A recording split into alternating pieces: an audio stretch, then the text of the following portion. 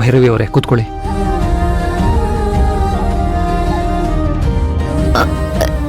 ಇದನ್ನೆಲ್ಲ ನಾನೇ ಆಮೇಲೆ ಮಾಡ್ಕೋತೀನಿ. ಹೇಗೆ ಮಾಡ್ಕೋತೀರಾ? ಗಾಯಕ್ಕೆ ಔಷಧಿ ಏನೋ ಹಚ್ಕೋತೀರಾ? ಡ್ರೆಸ್ಸಿಂಗ್ ಹೇಗೆ ಮಾಡ್ಕೋತೀರಾ? ಆಗಲ್ಲ ತಾನೆ. ಸುಮ್ಮನೆ ಕೂತ್ಕೊಳ್ಳಿ. ನಾನು ನಿಮ್ಮ ಗಂಡ ಅಂತ ಇರೋದು ಯಾಕೆ?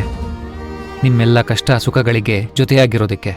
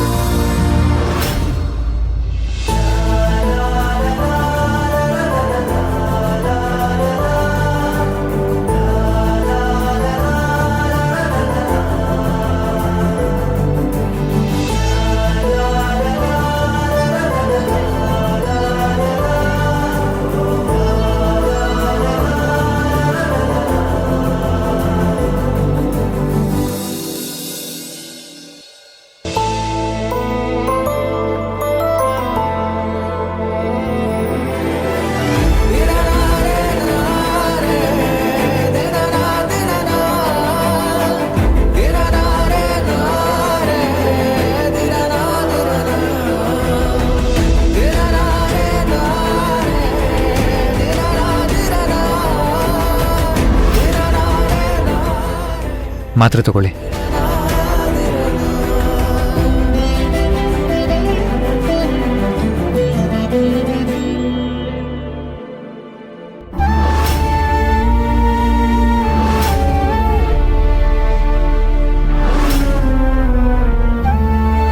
ನೀವು ರೆಡಿಯಾಗಿ ಕೆಲ್ಸಕ್ಕೆ ಹೋಗಿ, ನಾನು ಹೊರಡ್ತೀನಿ.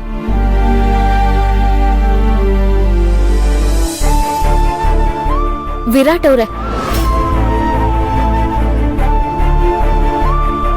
ಏನು? ಅಪ್ಪನ ಹತ್ರ ಮಾತಾಡಕ್ ಬಿಡ್ದೆ ನನ್ನನ್ ಯಾಕೆ ಕರ್ಕೊಂಬಂದ್ರಿ? ಅಪ್ಪನ? ಹೌದು.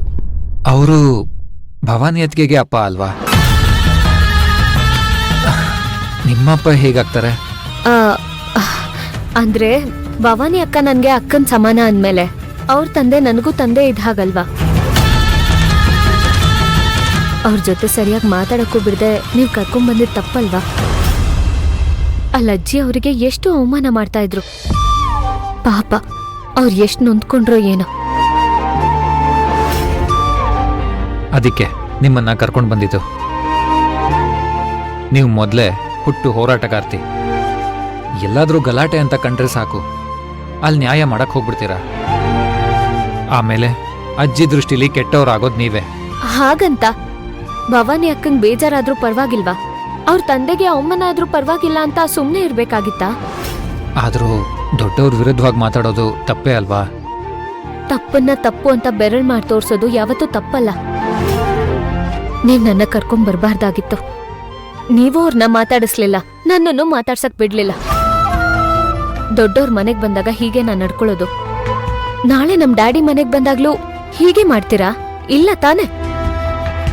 ಅಜ್ಜಿ ನಮ್ ಡ್ಯಾಡಿಗೂ ಈ ತರ ಮಾತಾಡಿದ್ರೆ ನೀವ್ ಸುಮ್ನಿರ್ತೀರಾ?